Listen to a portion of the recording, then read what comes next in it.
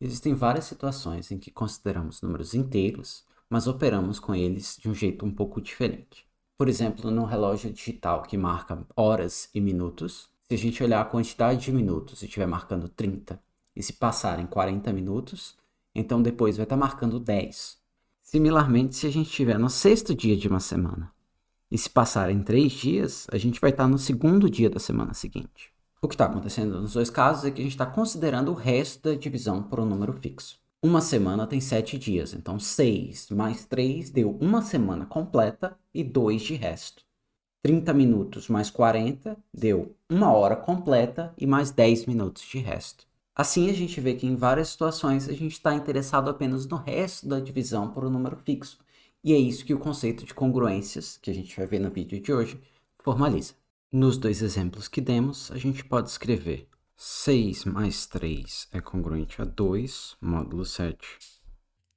E 30 mais 40 é congruente a 10, módulo 60. Vamos escrever A é congruente a B módulo N, que é como se lê essa notação que está aí, se N divide B menos A. Ou seja, se B menos A é um múltiplo de N. Então, por exemplo, 70 é congruente a 130 módulo 60. Porque 130 menos 70 dá 60, que é um múltiplo de 60. Mas também é verdade que 70 é congruente a 190 módulo 60. Que a diferença desses dois números é um múltiplo de 60, no caso 120. A gente também vai escrever A é congruente a B módulo N com essa outra notação. Congruências têm propriedades muito úteis. Por exemplo, se A é congruente a B módulo N e C é congruente a D módulo N, então A mais C é congruente a B mais D módulo N e A vezes C é congruente a B vezes D módulo N. Bom, a gente já sabe fazer das propriedades de divisibilidade que a gente conhece. Isso daqui significa que N divide B menos A, e a outra hipótese é que N divide D menos C. Então, a gente conclui que N divide a soma das duas coisas, e a soma é B mais D menos A mais C, provando a primeira parte direto, porque isso daqui é a definição de A mais C ser congruente a B mais D módulo N. Mas a gente pode multiplicar isso daqui por D e isso daqui por A, e somar e concluir que N divide D vezes B menos A, mais A vezes D menos C. Então, cortando o AD que aparece duas vezes, a gente conclui que N divide BD menos AC, que é justamente o que a gente afirmou ali em cima, que AC é congruente a BD módulo N. Então, como um exemplo de como isso pode facilitar as contas, vamos calcular o resto da divisão de 1, 2, 3 vezes 3, 2, 1 por 7. 1, 2, 3 vezes 3, 2, 1 é congruente a... Bom, 1, 2, 3, você fazendo a conta, é congruente a 4 módulo 7. E 3, 2, 1 é congruente a 6. Logo, isso aqui é congruente a 4 vezes 6, que é 24. E, bom, 24 é 3 vezes 7, 21 mais 3. Então, 24 é congruente a 3 módulo 7. Então, portanto, 3 é o resto da divisão de 1, 2, 3 vezes 3, 2, 1 por 7.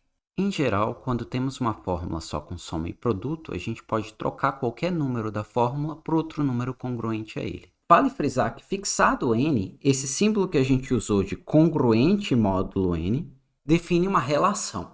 Ou seja, você me dá dois inteiros e eu digo se eles são relacionados ou não. Então, a gente nunca vai escrever um número só, módulo 7. A operação de tomar resto, módulo alguma coisa, a gente vai usar o símbolo de porcentagem, que é o símbolo de módulo usado em várias linguagens de programação. Toda vez que a gente usar esse mod 7, a gente vai sempre colocar um número congruente a outro. Podemos conectar isso com os vídeos passados do seguinte jeito. Para todo n inteiro, essa relação de congruência módulo n é uma relação de equivalência. Para a gente provar isso, a gente vai verificar as três coisas que precisam ser verificadas. A primeira coisa que a gente tem que verificar é a reflexividade. Para todo A inteiro, A é congruente a A módulo N. Por quê? Bom, a definição está ali em cima e ela é que N divide A menos A. Mas isso é verdade, né? N divide zero. Todo número inteiro divide zero.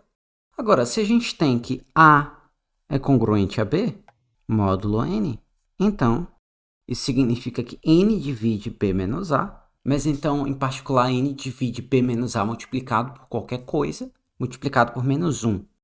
Então, dá n divide a menos b, que é a mesma coisa que dizer que b é congruente a módulo n. E, finalmente, se a é congruente a b módulo n e b é congruente a c módulo n, o que isso significa? Significa que n divide b menos a e n divide c menos b. Logo, n divide a soma desses dois números, que é c menos a. Mas isso é justamente a definição de a ser congruente a c módulo n. Então, essa relação ela é de equivalência e, por isso, a gente pode considerar as classes de equivalência dessa relação. Para não ficar tão abstrato, a gente vai fazer um exemplo. Considerando n igual a 3, a gente vai estar com uma relação de congruência módulo 3, e aí a gente pode se perguntar quem que é a classe de equivalência do 1, ou seja, quem que são os números inteiros que estão relacionados com 1. Bom, a definição de classe de equivalência é que são os inteiros k, tais que k está relacionado com essa relação de equivalência aqui com 1. Um outro jeito de a gente dizer isso é que são os números inteiros k, tal que 3 divide k menos 1, ou 1 menos k, tanto faz. Ou seja, os elementos desse conjunto são os números da forma 3L mais 1 para algum L. São os números que deixam o resto 1 quando divididos por 3. Bom, e essa também é, vocês podem verificar, a classe de equivalência do 4. Bom, a gente sabe que duas classes de equivalência ou elas são iguais ou elas são disjuntas, e o 4 certamente está relacionado com o 1, porque 4 menos 1 é um múltiplo de 3. Similarmente, a classe de equivalência do 2, ela é o 2, o 5, o 8, bom, também tem o menos 1, o menos 4, e assim por diante para os dois lados. E a classe de equivalência do 0 são os múltiplos de 3. Então, 0, 3, 6, 9, mas também menos 3, menos 6, menos 9, e assim vai para os dois lados. A classe de equivalência do 1, só para concluir, ela tem números como 1, 4, 7, mas também o menos 2, menos 5, e assim por diante. Então, todo inteiro está em uma dessas três classes de equivalência. Essas classes de equivalência elas são muito importantes. A gente vai dar um nome para o conjunto das classes de equivalência, ou seja, para o conjunto quociente dessa relação. E a gente vai definir, então, os inteiros módulo n, que é z subíndice n, são as classes de equivalência dessa relação. Então, é o conjunto quociente que está aí escrito. Então, o Z3 a gente acabou de ver que tinha 3 elementos. A classe de equivalência do 0, que é a mesma classe de equivalência do 3, por exemplo. A classe de equivalência do 1 e a classe de equivalência do 2.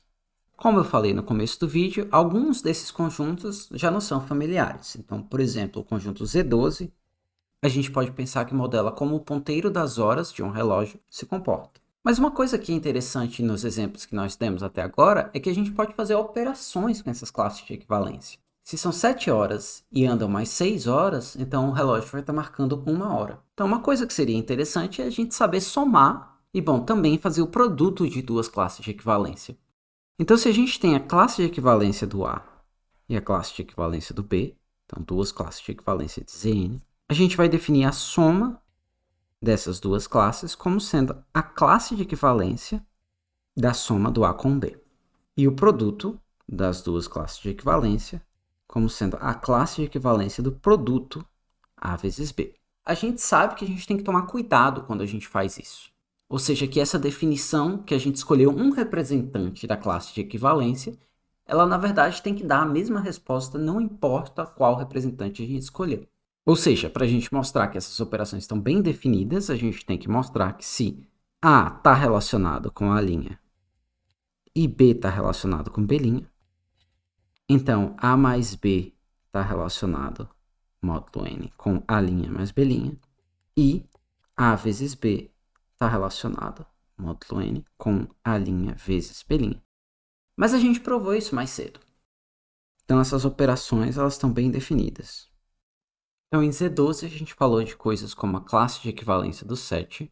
A gente queria somar ela com a classe de equivalência do 6.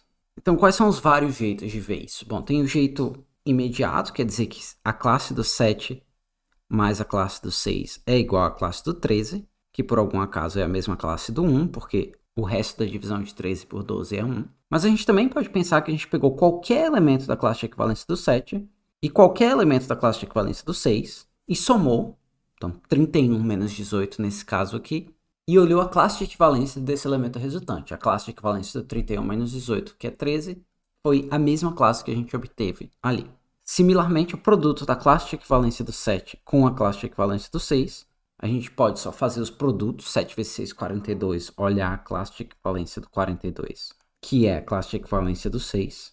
Ou então a gente podia pegar qualquer elemento da classe do 7, qualquer elemento da classe do 6, multiplicá-los e olhar qual a classe de equivalência esse elemento resultante está. Similarmente, a gente poderia pegar qualquer elemento da classe de equivalência do 7, qualquer elemento da classe de equivalência do 6, multiplicar e ver a classe de equivalência dele. E o que a gente mostrou é que não importa quais elementos a gente pega, a resposta dá sempre a mesma. Então, para a gente se familiarizar com o conceito de provar coisas com congruências, a gente vai provar o seguinte fato. Se n é um número natural, Zn tem n elementos. Bom, a prova é a seguinte. Considere dois números A e B e escreva eles como no teorema da divisão. Então, escreva eles como Qn mais R e Q'N mais R', com R entre 0 e N e R' também. Eu afirmo que A é congruente a B módulo N, se e somente se R é igual a R'. Bom, vamos fazer os dois lados, né? Se A é congruente a B módulo N, então N divide B menos A. Mas, bom, pela fórmula que a gente tem ali em cima, N divide Q' menos Q vezes N mais R' menos R. Como certamente N divide Q' menos Q vezes N, então N divide a diferença desses dois números. Ou seja, N divide R' menos R. Mas R' menos R é estritamente menor que N e estritamente maior que menos N, pelos limites em R e R' que a gente tem do teorema da divisão. Então, R' menos R tem que ser igual a zero, porque zero é o único múltiplo de N nesse intervalo. E, portanto, R' é igual a R. Para a volta, a gente tem que partir de que R é igual a R' e mostrar que N divide B menos A. Mas B menos A é igual a Q' menos Q vezes N menos R' menos R. E R' menos R é zero. Então, B menos A é algo vezes N. Então, N divide B menos A. E aí a gente mostrou o que queria. Como existem apenas N restos possíveis, os números de 0 até N menos 1, então existem N classes de equivalência em Zn.